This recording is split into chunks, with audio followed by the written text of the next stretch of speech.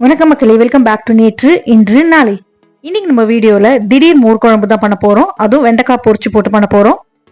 யூஸ்வலா மோர் குழம்பு பண்றதுக்கு நம்ம பருப்பெல்லாம் ஊற வச்சு பண்ணுவோம் இல்லையா, அதெல்லாம் ஸ்கிப் பண்ணிட்டு இந்த தடவை நம்ம கடலமாவு வச்சு பண்ண போறோம். இது ஒரு குவிக் இன்ஸ்டன்ட் வெர்ஷன். ப்ரீமிக்ஸா கூட நீங்க பண்ணி எடுத்து வச்சுக்கலாம், உங்களுக்கு யூஸ்ஃபுல்லா இருக்கும். இந்த இன்ஸ்டன்ட் மோர் குழம்பு நான் எப்படி பண்ணங்கிறத பாக்குறதுக்கு முன்னாடி நம்ம சேனலுக்கு நீங்க ஃபர்ஸ்ட் டைமா வரீங்கன்னா மறக்காம சப்ஸ்கிரைப் பண்ணுங்க. நல்ல சூடான மோர் குழம்பு சூடான சாதத்துல பிசைஞ்சு சாப்பிடும்போது சூப்பரா இருக்கும். அதுலயும் அந்த ஃப்ரைட் வெண்டைக்காலாம் தயிர் சாதத்துக்கு அவ்வளோ நல்லா இருக்கும். இப்போ வாங்க இதை பண்ண ஆரம்பிச்சிடலாமா. ட்ரை கடாயில அரை கப் அளவுக்கு கடலை மாவு சேர்த்துட்டு நல்லா வாசனை வர வரைக்கும் நம்ம வறுத்துக்கலாம். இந்த மாதிரி கடலை மாவு வறுத்துட்டு யூஸ் பண்ணும்போது பச்சை வாசனை எதுவும் நம்ம குழம்புல இருக்காது.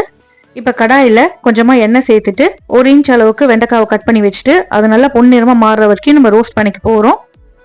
தானுக்கு அளவே இல்லைங்க, நீங்க எவ்வளவு வேணாலும் சேர்த்துக்கலாம். வெண்டைக்காய்க்கு ஏற்ற மாதிரி கொஞ்சமா உப்பு சேர்த்துக்கோங்க. உங்களுக்கு எவ்வளோ வெண்டைக்காய் வேணுமோ அவ்வளோ சேர்த்துக்கோங்க. பொறுமையாக நீங்கள் வதக்கி விட்டுட்டே இருந்தீங்கன்னா எல்லா பக்கமும் ஈவனாக உங்களுக்கு கலர் கிடைக்கும். வெண்டைக்காயோட குழப்பெல்லாம் போய் நல்லா ரோஸ்ட் ஆகி சாப்பிட்றதுக்கு சூப்பராக இருக்கும். வெண்டைக்காய் மட்டும் கொஞ்சம் கருகாம பார்த்துக்கோங்க, கருகிச்சுன்னா கசக்க ஆரம்பிச்சிடும். ப்ரௌனிஷ் டிஞ்ச் வரும்போதே நீங்கள் எண்ணெயிலேருந்து வெளியே எடுத்துருங்க. இதே மாதிரியே எவ்வளோ வெண்டைக்காய் வேணுமோ எல்லாத்தையுமே ஃப்ரை பண்ணி எடுத்து வச்சுக்கோங்க. இப்போ நம்ம வறுத்த கடலை மாவை ஒரு பவுலுக்கு மாற்றிக்கலாம். தேவையான அளவுக்கு உப்பு சேர்த்துக்கலாம். இதுலேயே நம்ம எல்லா ஸ்பைஸ் பவுடரும் சேர்த்துக்க போகிறோம். 1/4 டீஸ்பூன் அளவுக்கு மஞ்சள் பொடி, அதுக்கப்புறமா 1 டீஸ்பூன் அளவுக்கு ஜீரகப்பொடி, 1/2 டீஸ்பூன் அளவுக்கு மல்லிப்பொடி அதாவது தனியா பொடி சேர்த்துக்கிறேன். வாசனைக்கு கொஞ்சமாக பெருங்காயம் சேர்த்துக்கலாம். இதுக்கப்புறமா நம்ம குழம்புலையுமே பெருங்காயம் சேர்க்க போகிறோம்.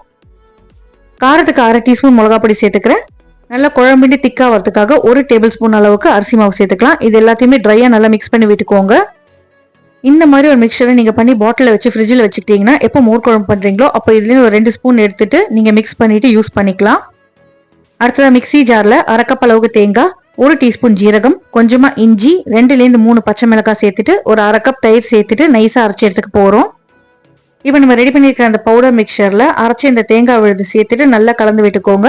கன்சிஸ்டன்சி அட்ஜஸ்ட் பண்ணுறதுக்காக நீங்கள் தண்ணி சேர்த்துக்கலாம். கட்டி உருண்டைகள் எதுவும் இல்லாத மாதிரி நல்லா கலந்து விட்டுக்கோங்க. இன்கேஸ் நீங்க விஸ்க் பண்ணிட்டு கட்டி உருண்டைகள் இருக்கு நீங்க ஃபீல் பண்ணீங்கன்னா இந்த மிக்சரை மறுபடியும் மிக்ஸி ஜார்ல சேர்த்துட்டு ஒரு பல்ஸ் பண்ணீங்கன்னா உங்களுக்கு ஸ்மூத் மிக்சர் ஆயிடும். இந்த ஸ்டெப் வரைக்கும் ரெடி பண்ணிட்டீங்கன்னா உங்களுக்கு மோர் குழம்பு ரெடியான கணக்கு தான். கடலை மாவு அரிசி மாவு நல்லா கொதிச்சு நிறைய குவான்டிட்டி வருங்கிறதுனால தண்ணியை கொஞ்சம் தாராளமாவே சேர்த்துக்கோங்க, அப்பதான் அடிபிடிக்காம இருக்கும். கடாயில 1-2 டேபிள் ஸ்பூன் தேங்காய் எண்ணெய் சேர்த்துட்டு எண்ணெய் சூடானதும் 1/2 டீஸ்பூன் கடுகு, ஒரே ஒரு சிட்டிகை அளவுக்கு வெந்தயம் சேர்த்துக்கலாம். இதுலயே கடுகு வெடிச்சதுக்கு அப்புறமா ஒரு 1/2 டீஸ்பூன் ஜீரகம் சேர்த்துக்கோங்க. ஒரு 1/2 டீஸ்பூன் கடலைப்பருப்பு, 1/2 டீஸ்பூன் உளுத்தம் பருப்பு சேர்த்துக்கலாம். காரத்துக்கு நான் ஒரே ஒரு காஞ்ச மிளகாய் மட்டும் இதுல பிச்சு சேர்த்துக்கிறேன். பருப்பெல்லாம் பொன்னிறமா மாற வரைக்கும் வதக்கிக்கலாம். எண்ணெயில வாசனைக்கு கொஞ்சமா பெருங்காயம் சேர்த்துட்டு கருவேப்பிலை சேர்த்துருங்க. மோர் குழம்பு பொறுத்த வரைக்கும் நீங்க வெண்டைக்காய்க்கு பதிலா சேப்பக்கிழங்கு சேர்த்துக்கலாம், வாழைத்தண்டு சேர்த்துக்கலாம், இல்ல வெள்ளை பூசணிக்காய் கூட சேர்த்துக்கலாம், நல்லதா இருக்கும். ஒரு தக்காளியை பொடி பொடியாக நறுக்கிட்டு இந்த எண்ணெயில சேர்த்துட்டு தக்காளி நல்லா வேகிற வரைக்கும் வதக்கிக்கலாம். தக்காளி சேர்க்கறது ஆப்ஷனல் தான், பட் தக்காளி சேர்க்கும் போது நம்மளுக்கு டேஸ்ட் நல்லா இருக்கும். தக்காளி வெந்ததுக்கு அப்புறமா கொஞ்சம் தாராளமா தண்ணி சேர்த்துக்கோங்க. அப்பதான் நம்ம பண்ணி வச்சிருக்கிற அந்த கடலை மாவு மிக்சர் சேர்க்கும் போது அடி பிடிக்காம இருக்கும். ஃப்ளேமை லோ பண்ணிட்டு நம்ம பண்ணி வச்சிருக்கிற அந்த தேங்காய் கடலை மாவு மிக்சரை இதுல சேர்த்துட்டு நல்லா கலந்து விட்டுக்கலாம். இன்கேஸ் உங்களுக்கு கொதிக்க கொதிக்க திக் ஆயிடுச்சுன்னா நீங்க தேவையான அளவுக்கு தண்ணி சேர்த்துட்டு கன்சிஸ்டன்சி அட்ஜஸ்ட் பண்ணிக்கோங்க. பச்சை வாசனை போற வரைக்கும் நல்லா கொதிக்க விட்டுருங்க. ஹார்ட்லி ஒரு 3-4 நிமிஷம் கொதிச்சாலே போதும், உங்களுக்கு மோர் குழம்பு ரெடி ஆயிடும். நான் சொன்ன இந்த அளவு பாத்தீங்கன்னா ஒரு கடாய் அளவுக்கு ஃபுல்லா வரும்.